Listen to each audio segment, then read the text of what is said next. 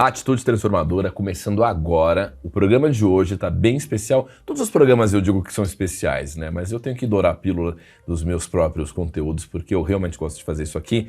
Mas eu me entusiasmo com a ideia de que eu vou conversar com uma pessoa muito jovem, que durante a pandemia teve uma ressignificação absoluta. Ela vai contar o que aconteceu na pandemia para tirá-la da arquitetura e trazê-la para o mundo dos negócios com uma ideia absolutamente genial. Atitude Transformadora é o que não faltou para Marília Lima. Tchau!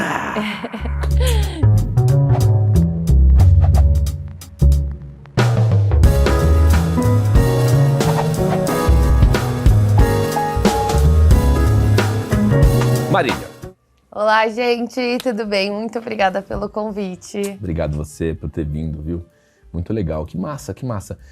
A ideia aqui desse projeto sempre foi a de valorizar histórias e personagens que em algum momento tiveram alguma iniciativa, alguma ousadia, que fizesse uma diferença significativa não só na vida dessas pessoas em si, das protagonistas da ação, mas também impactando vidas de pessoas à sua volta. Me parece perfeita a sua história porque Marília é uma jovem de 27 anos. Raiva de jovens, eu não gosto de jovens, eu detesto jovens. Sabe por quê? Você tem muita juventude ainda.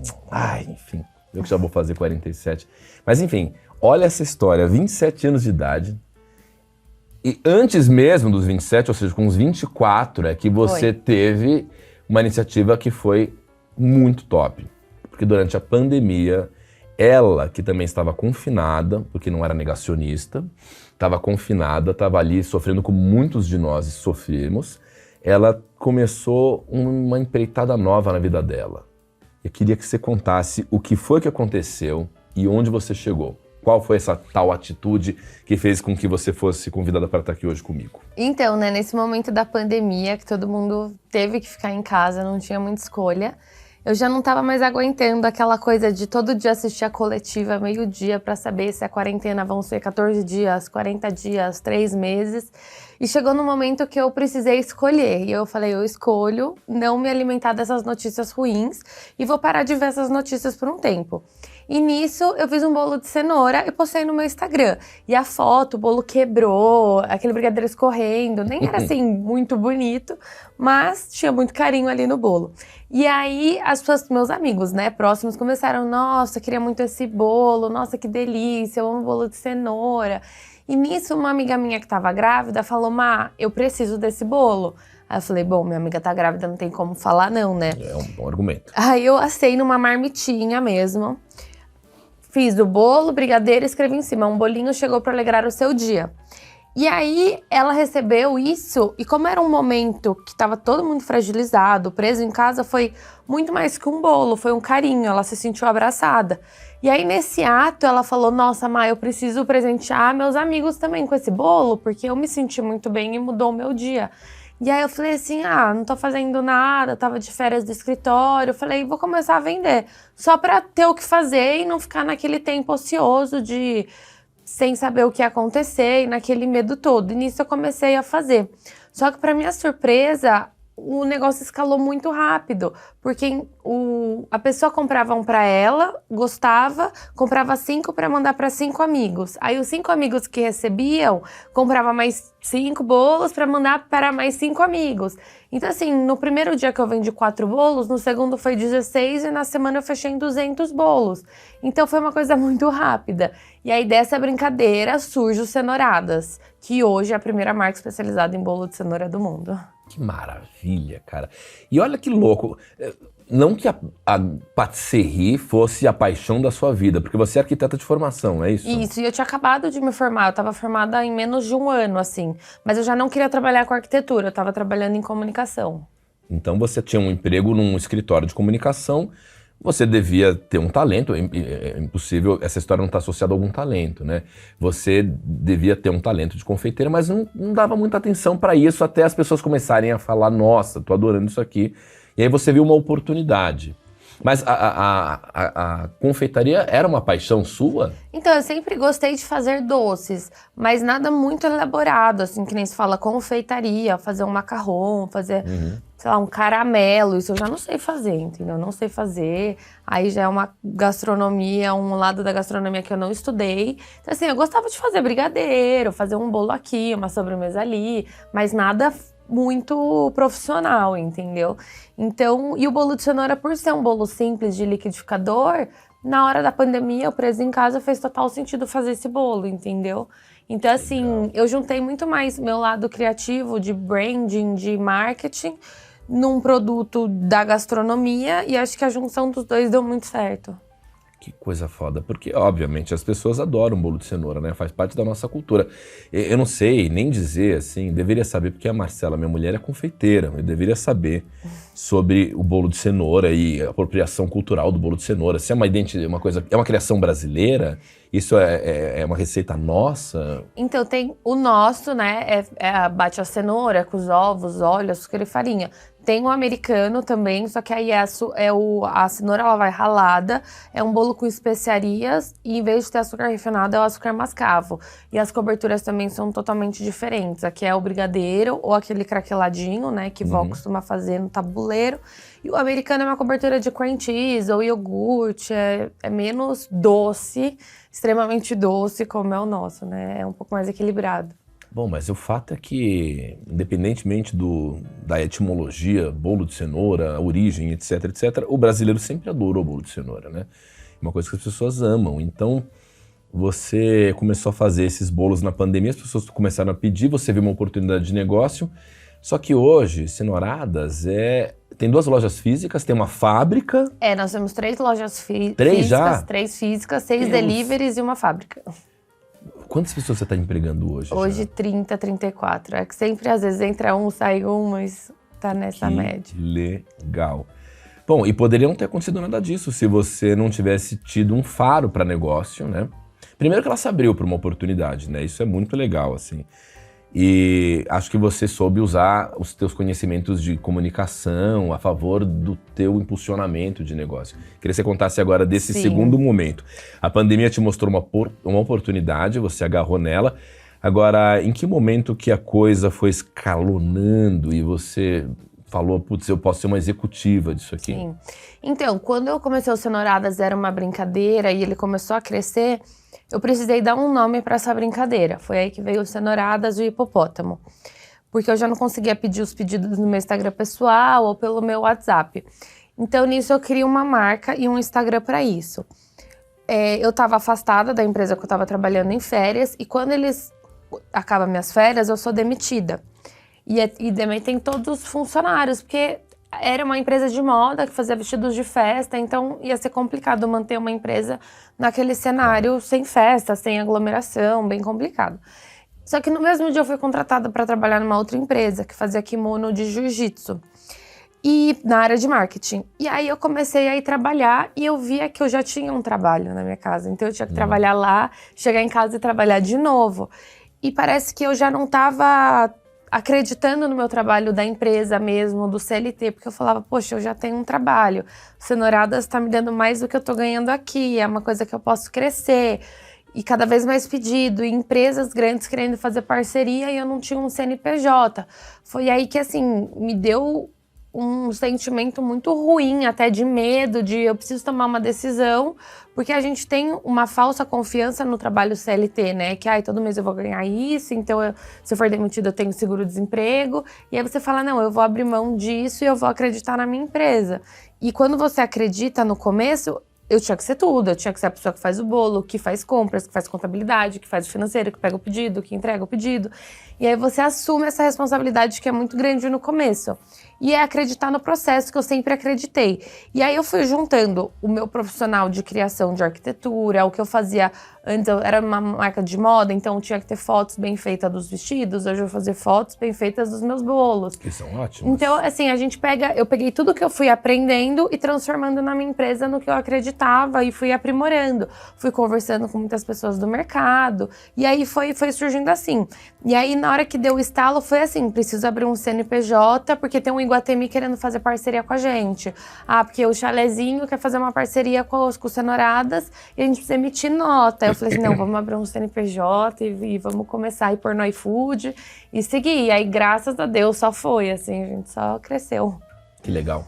E a sua história lembra muito a história da Marcela, minha mulher.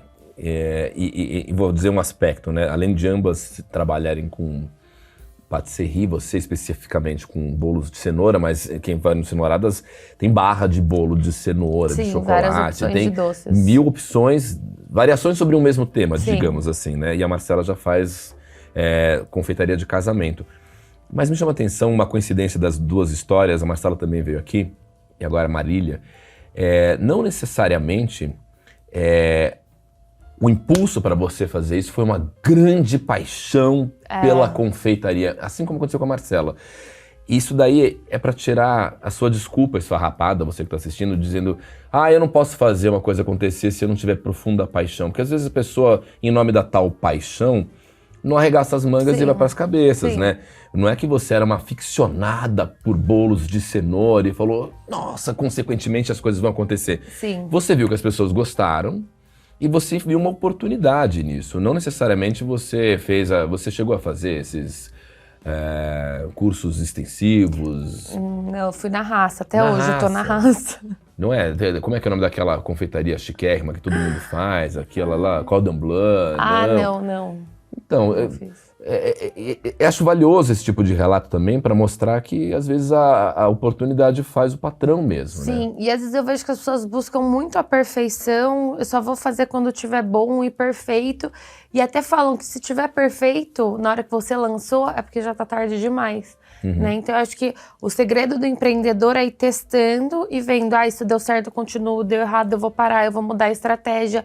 E também tirar um pouco do ego, né? Do eu, eu sou apaixonado, então eu tenho que fazer assim. Tá, mas se o cliente não gosta, não adianta de nada você amar, faz pra você na sua casa. Aqui você tá pra agradar o cliente. Então é engraçado essa linha de também, que nem você falou, mas eu não era apaixonada nisso. Mas assim, a minha paixão é estar com o público, ter gestão de pessoas, trabalhar num trabalho dinâmico, e isso inclui tudo cenouradas também, o bolo de cenoura. Porque às vezes as pessoas vivem muito um sonho, né? E o sonho não existe, a gente tem que fazer da nossa realidade a melhor possível e encarar isso, né? E é curioso como que em nome do sonho, às vezes, a pessoa não toma uma iniciativa, né? O que eu sei de gente que idealiza demais o ato de fazer, né? Fica romantizando, não é o meu sonho, mas eu não me sinto preparado, porque se não for nessa condição XY não vai rolar. E aí vai morrer sonhando e não vai para as cabeças, né? Você é uma pessoa de atitude, de ação mesmo, assim. Claro que tem que ter um talento, eu continuo reforçando assim, que por mais que não fosse o amor da sua vida o bolo de cenoura, eu tenho certeza que se eu comer o seu bolo de cenoura, espero fazer isso hoje, eu vou adorar o seu bolo de cenoura. Você deve fazer isso muito bem, deve ser um talento que você tem, né? Mas enfim, a tua vontade de fazer foi maior do que qualquer coisa. Sim. Que foda. É bem isso, assim, você juntar tudo que você gosta na sua empresa, e acho que isso que é legal do empreendedor, né? De você ir traçando com seus valores e princípios. Então, como o Cenourada surgiu de uma corrente do bem, eu não posso que dentro da empresa, dentro da companhia, os funcionários não se deem bem, entendeu? Eu tenho que trazer essa cultura do bolo para dentro da empresa. E no sonho, às vezes, parece tudo muito lindo, mas no dia a dia, você também tem que fazer partes operacionais e abrir muito mão, às vezes até de algum conforto que você tinha. Porque no começo, quando você começa a empreender, você abre mão de muita coisa e põe a mão na massa para fazer muita coisa, né? Agora, a gente sempre fala que o difícil não é chegar lá, é se manter lá. Você chegou lá, mas você já disse algumas vezes aqui da relação que é você manter o Cenouradas, ainda mais no contexto que eu tenho ouvido falar muito de você e do Cenouradas em muitos lugares. Eu não sei quem faz a sua comunicação, mas está muito bem feita, assim. E o seu marketing é bom também, né? A gente fica com vontade de consumir o produto, assim. É o inusitado também que te ajuda, né? Nossa, a única loja especializada em bolo de cenoura com variações do mesmo tema. Mas hoje que você tem 3 lojas, a fábrica, esses funcionários empregados, quais os maiores desafios de uma empreendedora tão jovem como você? É engraçado, você fala, chega lá, pra mim eu não cheguei, né? Onde é lá então? Onde você espera chegar? Ai, gente, eu não sei, nem eu sei onde eu quero chegar. Às vezes eu sonho, aí eu realizo, aí eu já tenho um outro sonho. Mas hoje, assim, eu quero abrir muito mais lojas do Cenouradas. Ainda não sei qual modelo, porque me pedem muito modelo de franquia. Então hoje ainda é uma... Eu tô, assim, hoje o que é a dificuldade minha? Eu tô na fábrica, então agora eu tô começando a investir em equipamentos mesmo para otimizar a produção. Então eu tô investindo em maquinários que antes eu não tinha dinheiro, eu não tinha consciência de que existia. Então hoje a minha maior produção tá nisso, meu trabalho de gestão tá em otimizar minha produção. As lojas, eu acredito que a gente já chegou num modelo ideal de conceito, então as lojas são todas laranjas, a gente faz a comunicação com o nosso hipopótamo, os revestimentos que no piso é de caquinho, igual casa de vó, e tem o mosaico da cenoura. Então, assim, essa parte da identidade, eu sempre fiz o marketing sozinha, e faz 2 meses que eu tô começando a introduzir o marketing terceirizado dentro da empresa, mas não eu tocando, né? Tendo funcionários para tocar o marketing, porque hoje eu realmente preciso focar minha gestão mais para essa parte de expansão mesmo da marca. E num contexto em que a gente vive um país tão machista como o Brasil, esse país é muito machista, né? Esse país é foda. Você sente desafios de aceitação das pessoas por você ter um case de sucesso como Cenourada, sendo uma mulher, primeiro, sendo mulher e sendo tão jovem? É engraçado, né? Porque eu tenho os dois. Eu tenho uma torcida muito grande, porque é uma história que surgiu num momento frágil, então muita gente me abraçou, mas eu vejo que tem um preconceito, um de ser mulher e outro de ser assim, é só um bolo de cenoura, entendeu? Tem gente que fala, mas é só um bolo de cenoura.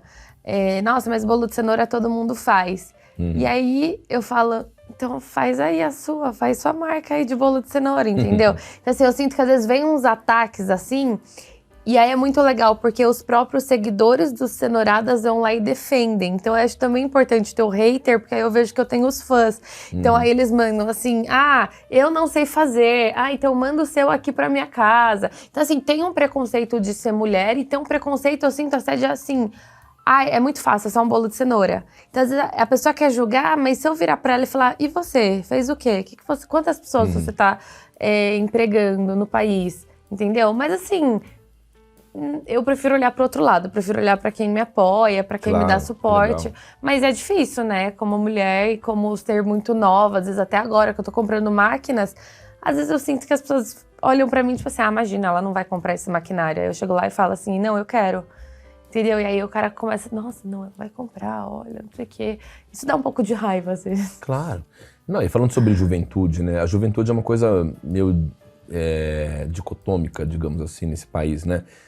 O Brasil é muito deslumbrado com pessoas jovens para algumas coisas, né?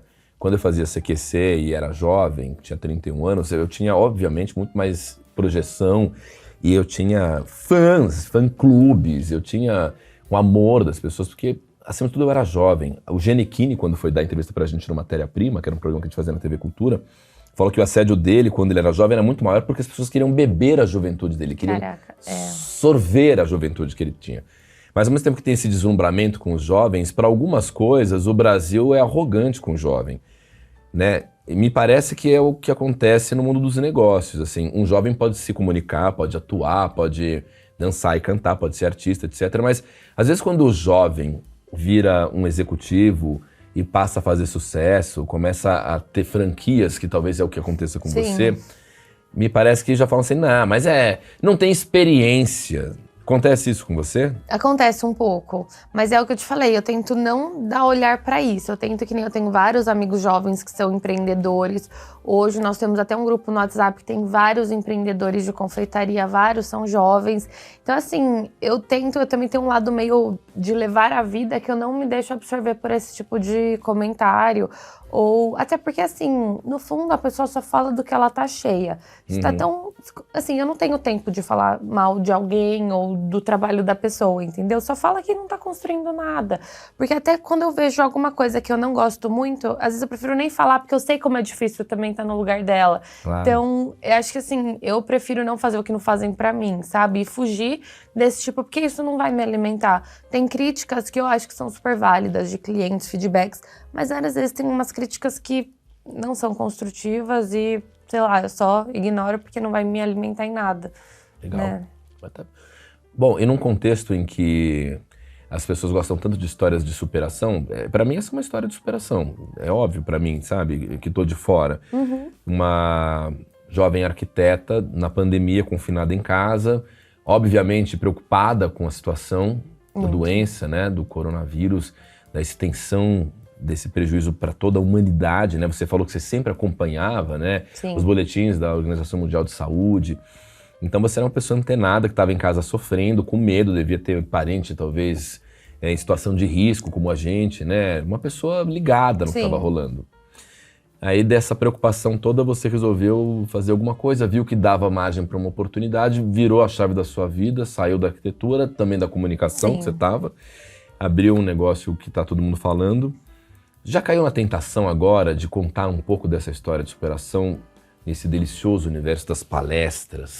Nossa, gente. Já estão te chamando? Nossa, assim, tem uma procura, assim, de tirar dúvida, de querer auditoria, de querer cursos. No passado, né? Isso é muito passado, mas teve uma época do Cenouradas que eu gravava umas receitas nas cozinhas da Ornaren para um dia lançar um e-book de receita, algo assim. Mas hoje eu não me sinto preparada para isso, porque eu acho que você se expõe muito o seu lado da pessoa física, que é algo que no momento eu tô preferindo não me expor tanto. Então assim, no Instagram eu posto às vezes, eu posto mais a imagem do hipopótamo, eu me preservo muito. E esse lado de dar palestra, de dar auditoria, hoje, emocionalmente, com a carga de trabalho que eu tenho e responsabilidade, eu não tô pronta para esse desafio. Talvez, quando o Cenouradas estiver muito mais rodando certinho, não precise tanto da minha presença, eu comece a pensar nisso. Mas acho que hoje, eu focar nisso, eu teria que abrir um pouco de mão do meu tempo do Cenouradas empresa para dar essas consultorias, essas palestras. Eu acho que tem um caminho muito grande, um mercado muito grande. Acho que eu posso ajudar muito, porque eu aprendi na raça, né, em pouco tempo. Então eu sei das dificuldades, mas hoje, até emocionalmente falando, eu não tô preparada para isso. Porque pra você estar na internet, pra você estar falando, você tem que estar muito bem, né? E hoje, às vezes, eu penso que eu preciso dedicar essa minha energia no meu negócio. E não nesse, que seria um outro negócio. Acho que é pra uma coisa do futuro. Hoje eu ainda não me sinto tão preparada. Legal você reconhecer isso também, né? Mostra um amadurecimento, assim, né? Do que dá e do que não dá. Sim. E ainda pensando em jogar por terra expectativas infundadas de pessoas que, porventura, estejam assistindo a gente, dizendo: essa história não é pra mim, ela só conseguiu fazer isso porque ela teve esse benefício ou aquele, etc. Tem um outro ponto que eu queria falar contigo, que é uma realidade tua hoje. Você, Marília, é low profile em relação às Cenouradas, né? Assim, eu fiquei curioso de conhecer você um pouco antes de te entrevistar e vi pouca coisa tua, assim. Você é uma pessoa que imprime a sua identidade junto à marca, como o Alexandre da Costa faz com o Cacau Show, como o Caíto faz com o Chili Beans, né? Tem uns donos de negócio que estão ali, olha, o Silvio Santos com o SBT, que a gente ficou anos dizendo assim, o SBT é do Silvio. E, no entanto, mesmo sendo low profile, a marca vai muito bem. E tem gente que às vezes não vai tomar nenhuma iniciativa dizendo assim, eu não sou carismático, eu não tenho vontade de aparecer. Tá aí uma pessoa que tem carisma, que pode ser porta-voz quantas vezes quiser, mas que não fez do Cenouradas um dependente emocional da sua imagem pública, né?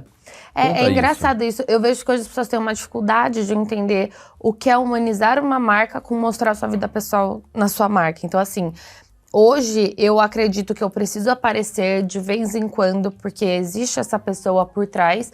Assim como eu quero que apareçam os funcionários também, pra mostrar assim, poxa, essa pessoa faz esse tipo de coisa, essa faz isso pra humanizar a marca.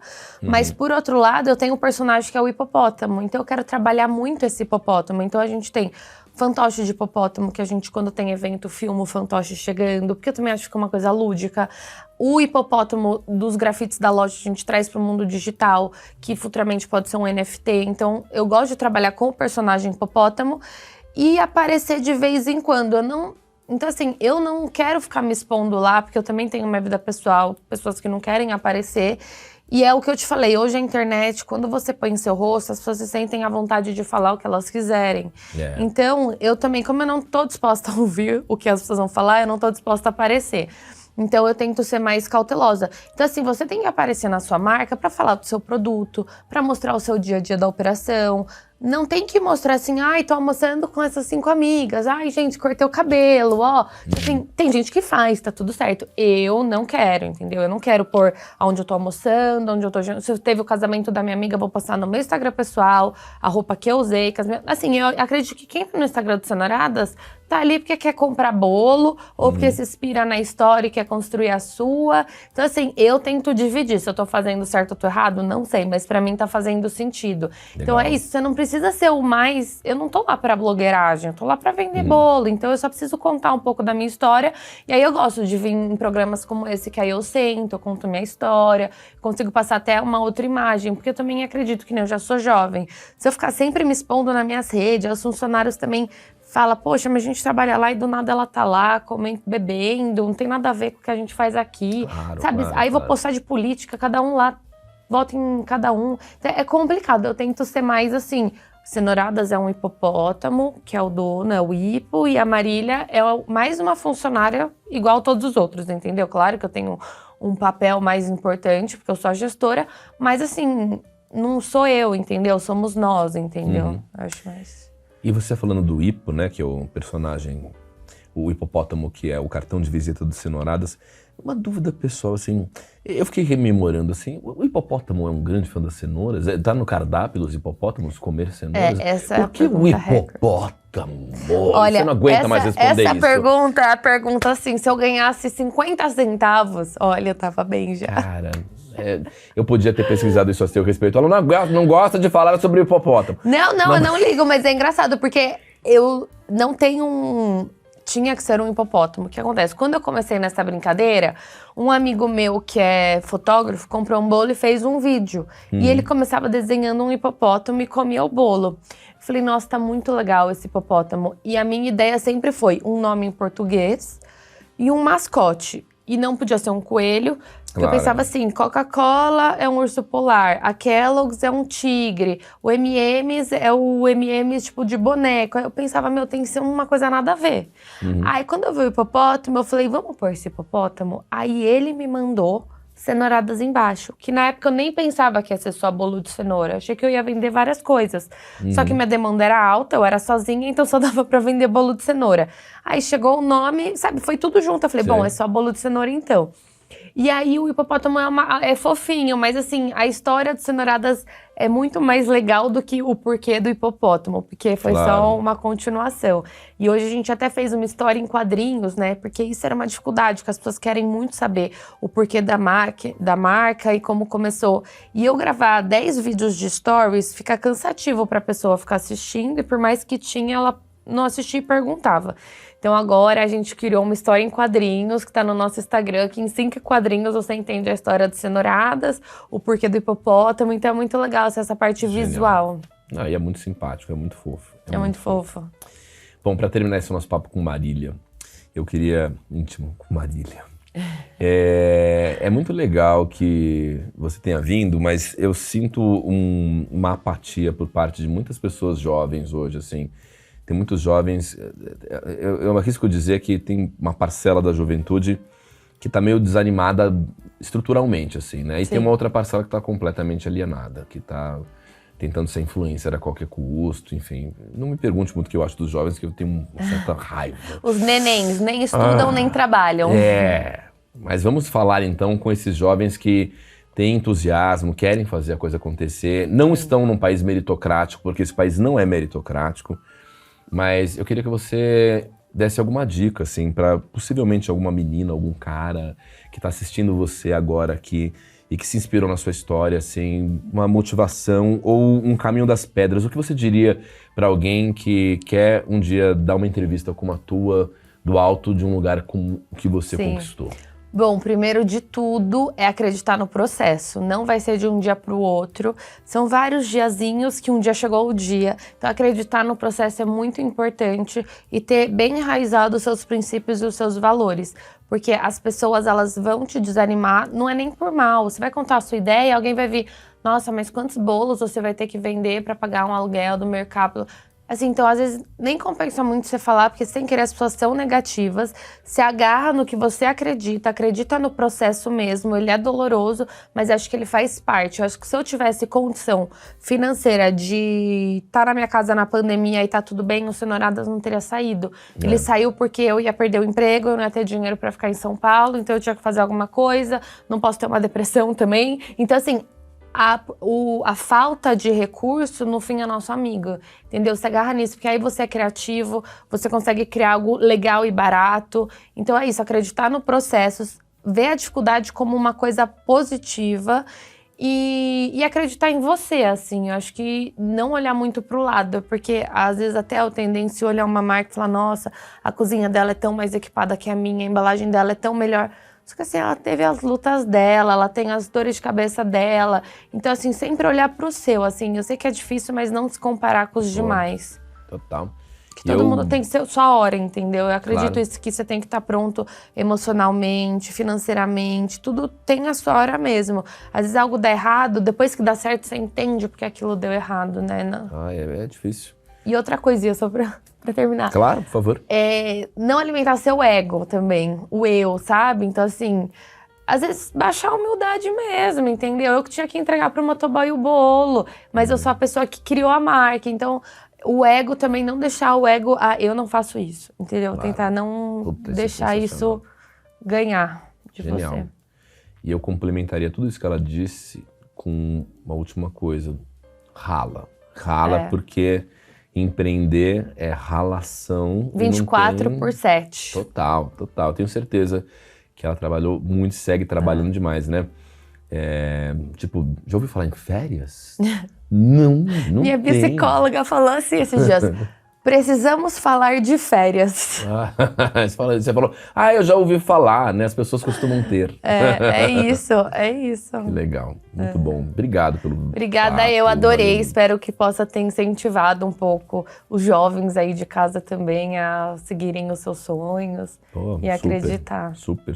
E você já sabe, hein? Quando puder, vá no Cenouradas. Compre, presenteie. Tem no iFood, Pede vários no iFoods. Nossa, que delícia. Sem sair de cara. casa. É muito legal. Maravilha, tá?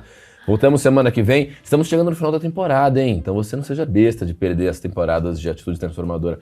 Estamos chegando no final da temporada, sou eu dizendo assim, estou sem dinheiro para continuar produzindo o canal. Então, olha, você que é patrocinador, cara, investe nisso aqui, hein? Pra gente ter uma temporada perpétua. Tá? Do contrário, só no que vem você vai ver mais vídeos de Atitude Transformadora. Vai ter mais alguns 4, 5, 8 aí. Mas assim, estamos abertos a negociações, hein? Por que você não me patrocina? Vamos lá. Tchau, até a próxima.